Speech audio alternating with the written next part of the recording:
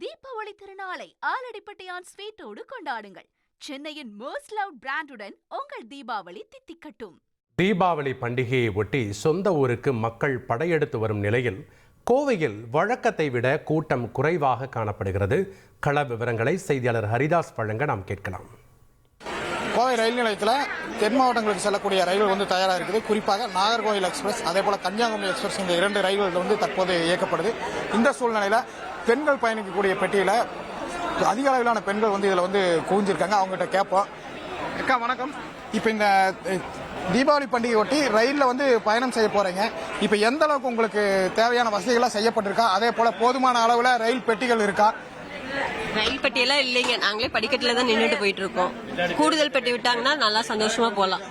இப்ப பெண்களுக்குன்னு இந்த ரயில் பெட்டிகள் ஒதுக்கி இருக்காங்க, அது போதுமானதா இருக்குதா? எந்த அளவுக்கு இருக்கும் நீங்க எதிர்பார்க்க? இங்க பாருங்க, படிக்கட்டுல தான் இருக்கோம். இதோ குழந்தைங்க கூட இங்கதான் நிக்கிறாங்க. சேஃப்டி இல்லாம போறோம். அடிஷனலா ஒரு பெட்டி கொடுத்தாங்கன்னா சந்தோஷமா போகலாம்.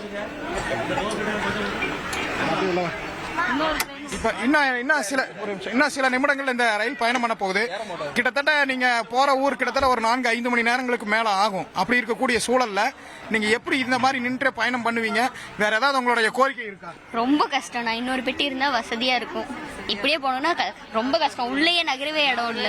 குழந்தையெல்லாம் நசுங்கிட்டு இருக்கு. கண்டிப்பா இன்னொரு பெட்டி இருந்தா வசதியா இருக்கும். ஆமா, நீங்க குழந்தையோட பயணம் பண்ண போறீங்க. எப்படி இந்த படிக்கட்டில் நின்று இவ்வளவு தூரம் தொலைவில் உங்களால பயணம் பண்ண முடியுமா? நீங்க என்ன அரசுக்கு கோரிக்கை வைக்கிறீங்க? ஏன்னா இது பண்டிகை காலம். இன்னும் போக போக அடுத்தடுத்த ஜங்ஷன்ல கூட்டங்கள் அதிகமாயிட்டே தான் இருக்கும். எப்படி பயணம் பண்ண போறீங்க? வேற வழி இல்ல. பஸ்ல போனாலும் எந்த பஸ்ஸுமே இல்ல. கரூருக்கு எந்த பஸ்ஸுமே இல்ல. சூலூர் போய் தான் மாத்தி போகணும். அப்ப ட்ரெயின் மட்டும் தான் ஒரு ஆப்ஷன். அதனால நம்ம சரி வழி நின்னாலும் பரவாயில்லன்னு சொல்லிட்டு நம்ம வரோம்.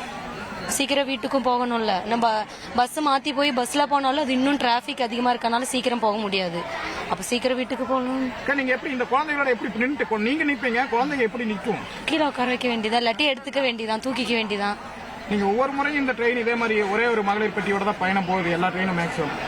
அப்படி இருக்கக்கூடிய சூழ்நிலையில இந்த மகளிர் பெட்டிகளை கூடுதல் அதிகப்படுத்தணும், இது மாதிரி ஏதாவது கோரிக்கை இருக்கு உங்களுக்கு? இன்னொரு பெட்டி அதிகமா இருந்தா நல்லாதான் இருக்கும். ஏன்னா நமக்கு இப்போ ஜென்ஸ் இருக்கிறதுல போய் ஏறவும் முடியாது. சேஃப்டி கிடையாது. எல்லாரும் எப்படி இருக்காங்கன்னு சொல்ல முடியாது. லேடிஸ்னா நம்ம பக்கத்துல நின்னா கூட நின்னுக்கலாம், ஒன்றும் பிரச்சனை இல்லை. அதாவது பண்டிகை காலங்களில் செல்லக்கூடிய ரயில்களில் மகளிருக்குன்னு ஒதுக்கிக்கூடிய பெட்டிகளை கூடுதலாக இன்னும் 2 பெட்டிகளை ஒதுக்கி கொடுத்தால் நன்றாக இருக்கும்னு மகளிர் கோரிக்கை வச்சுருக்காங்க. இதுக்கு முக்கிய காரணம் என்னன்னா, பண்டிகை காலங்களில் பெரும்பாலான வேலைக்கு செல்லக்கூடிய மகளிர்கள், கல்லூரிக்கு செல்லக்கூடிய மகளிர்கள்லாம் தங்கி இருந்து படிக்கக்கூடிய பெண்கள் தங்களுடைய சொந்த ஊர்களுக்கு செல்ல, குறிப்பாக பாதுகாப்பான பயணத்தை நாடுவதற்கு ஒரு முக்கியமான இருக்கக்கூடிய ஒரு சேவைங்கிறது ரயில் சேவை. அந்த ரயில் சேவையில் மகளிருக்கு ஒதுக்கி இருக்கக்கூடிய பெட்டிகளை கூடுதலாக ஒதுக்கி தரணுங்கிற ஒரு ஒற்றை கோரிக்கையை முன் வச்சிருக்காங்க. இந்த கோரிக்கையை அரசிடம் நாம் எடுத்துச் செல்ல வேண்டும். குறிப்பாக மகளிர் என்றாலே அரசு முன்னுரிமை கொடுத்து வரக்கூடிய இந்த சூழ்நிலையில தற்பொழுது இந்த பண்டிகை காலத்தில், அதுவும் தீபாவளி பண்டிகை காலத்தில் சொந்த ஊர்களுக்கு செல்லக்கூடிய பெண்கள் வெறும் பாதிப்படையக்கூடிய காட்சியை தான் நம்மால் காண முடியுது. இதற்கு என்ன காரணம் என்றால், பெண்கள் தனியாக இருக்கக்கூடிய பெண்கள் எப்பவும் மகளிர் பயணம் செய்யக்கூடிய அந்த ரயில் பெட்டியில தான் பயணம் செய்வாங்க. அவர்களுக்கு கூடுதலாக பெட்டி வேண்டும் என்ற ஒரு கோரிக்கையும் முன்வைச்சிருக்காங்க. தந்தி டிவி செய்திகளுக்காக ஒளிப்பதிவாளர் இமானுவேலுடன் செய்தியாளர் ஹரிதாஸ். தீபாவளி திருநாளை ஆலடிப்பட்டியான் ஸ்வீட்டோடு கொண்டாடுங்கள். சென்னையின் மோஸ்ட் லவ்ட் பிராண்டுடன் உங்கள் தீபாவளி தித்திக்கட்டும்.